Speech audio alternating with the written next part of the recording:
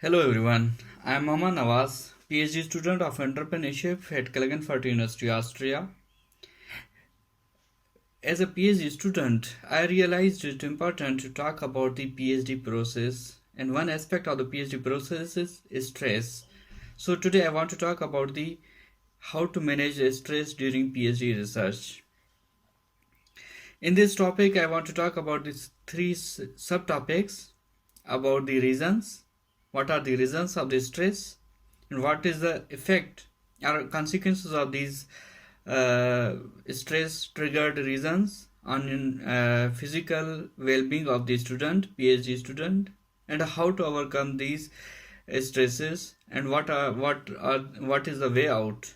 How can we deal with this situation? So first of all, I will talk about the reasons. First of all, I have experienced as well being a PhD student, and I have discussed with many my PhD class fellows, colleagues who are in the process in different countries in China, Malaysia, Thailand, in Europe, US, UK.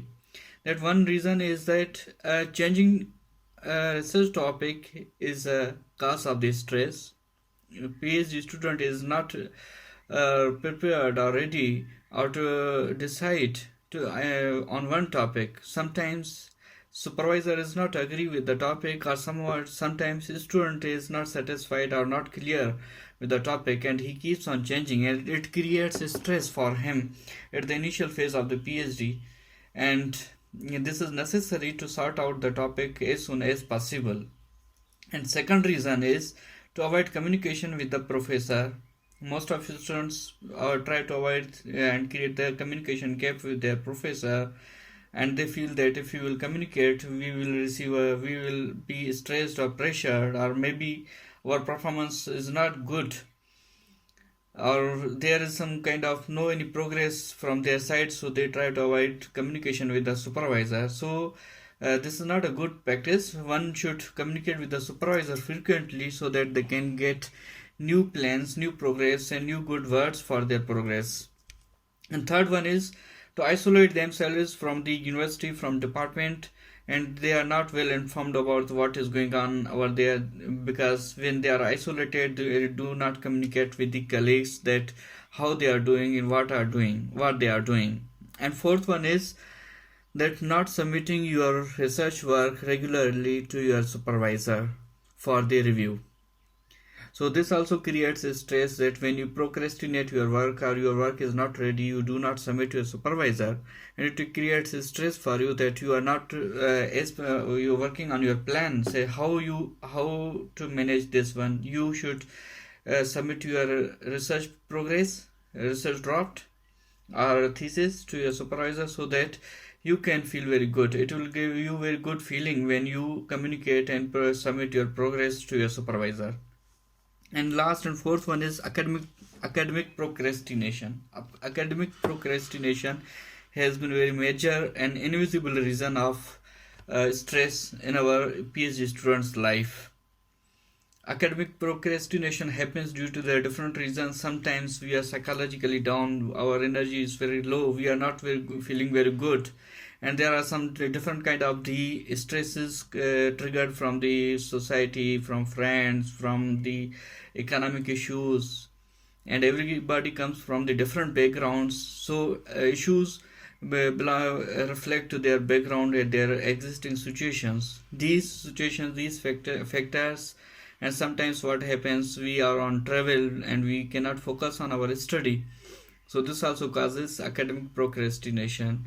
One should try to minimize and try to overcome, and one should avoid the academic procrastination in order to progress in his dissertation and his thesis. And second one is subtopic is result consequences of these stresses upon the health of the PhD student. First and immediate drawback or effect is students lose their eyesight because of the stress, because of the staying before the screen more and more time during the during the night, for the different reasons like They are doing work on the thesis, working on the research paper, watching movies, communicating with the friends, but they are staying before the screen, and the screen is damaging their eyesight. So most of students lose their eyesight during the PhD process, PhD research work. And second one is it happens with the male students that they lose their hairs, and due to the stress, most of students also lose, and many friends also share their experiences that their PhD has taken away their hairstyle, their hairs. And third one is stress causes cervical spinal pain. I am also experiencing and undergoing this situation due to this different kind of the stress. I feel spinal pain. So stress, when you are overloaded with stress and you cannot manage with it, it causes you spinal pain. So you should avoid longer sitting or avoid stress taking, so that you can manage with this one. And last one is uh, consequence of these stresses: distortion and unfocused from your research work. When you are stressed, you are unable to focus on your work, you are unable to stay on your work. So these are the drawbacks and consequences of stress. And now I am going to tell you about the way out, how to manage with these stresses. First one is to manage your time. Manage your time and try to work on your skills, that how should you divide your activities and how you divide your timing according to your activities. How much time you have to give your dissertation, how much time you have to give your research papers, how much time you have to give your conference papers and different academic responsibilities, classes. So time management and activities management is essential, and first activity and prime responsibility of PhD student to organize his or her activities, her academic program. Second one is writing and reading plan. On the daily basis, one has to decide that what time is suitable for the reading and what time is suitable for the writing. And the reading and writing should be integrated part of your daily routine, so that you can learn something, you can work out on your thesis, your papers. This can also help you to come out of your stress. And third one is that show your written work to your supervisor. Whenever you feel that it is accomplished, it is done from your side, so that when you get feedback from your supervisor, it gives you very good feeling. You feel very relaxed that yes, supervisor is somehow happy from your progress, and he feels that you are doing something, you are in the process. And second last is expectations from yourself. When you are in PhD process, you have more expectations from yourself.